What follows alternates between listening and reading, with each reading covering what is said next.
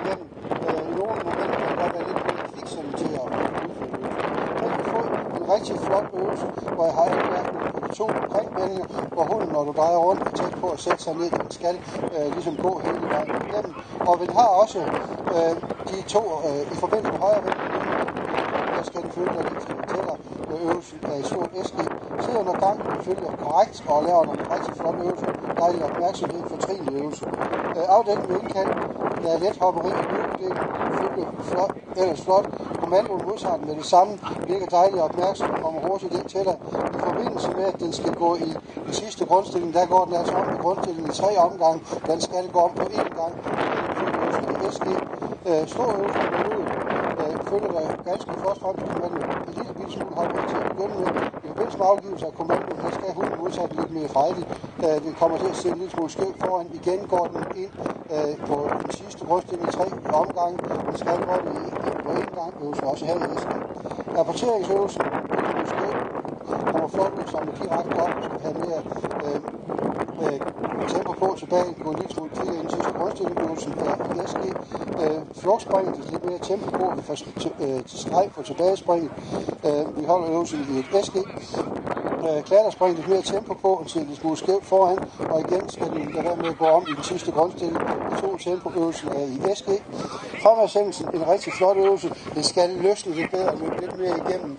Det betyder, at du her får et stort SG på øvelsen. Afdækning og afledning har jeg ingen anmærkning på. I dag er det SG 93.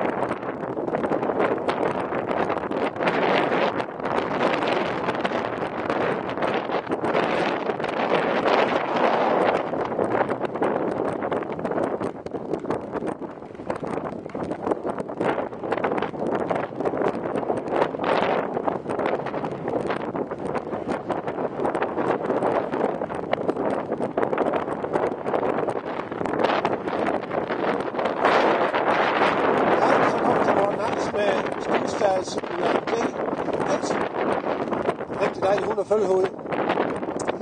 En rundering, hvor den er målrettet ved samtlige skjul. Da du kommer ud til der fra 5. skjul, der har du sådan lige en ekstra markering for at få over i skærmen herovre. Et stort escape for øvelsen. Standarden med vogten er tæt, den er ganske pågående og energisk. Den er meget vedvarende i sin halvskivning. Den skal komme noget hurtigere ud i en korrekt grundstilling, når du kalder den ud. Ellers rigtig flot arbejde, stort escape for det. Flot forsøg, den følger dig korrekt til afgrebning, den kommer hurtigt ud til figuranten, den får sat noget yderligere greb til at se mere korrekt i ærmen. Den får det sådan til korrekt ud, den skal sætte ærmen eller grebet mere korrekt. Den kunne gøre en lille smule mere for at fastholde figuranten til stedet. Øvelsen er i et gulv. Afværelse af overfaldet kommer flot og effektivt ind i konfrontationen. Den sætter et virkelig dybt, fast, effektivt greb derude. Den kunne også her gøre en anelse mere for at fastholde figuranten til stedet. Slipper korrekt og bevogter korrekt. Stort escape for den. Rygtransporten. Så den følger dig meget korrekt, stort set hele vejen. Det er en lille smule temposkift fra din side, at du går på den anden streg ud, så ligesom for at rette på det. Men det er nok mere end til, at vi holder det i et lille trendy. Afværelse overfald derefter kommer flot ind i konfrontation, så et dejligt dybt fast greb viser her en dejlig effektivitet. Også slipper korrekt, bevogter korrekt. Transporten der viser en rigtig flot og effektiv, flot fokus over mod figuranten ude. Og det er i det hele taget en meget flot øvelse til et fortrinligt. Det lange arbejde følger der korrekt ned ad banen, kommer flot op af banen, flot ind i konfrontation.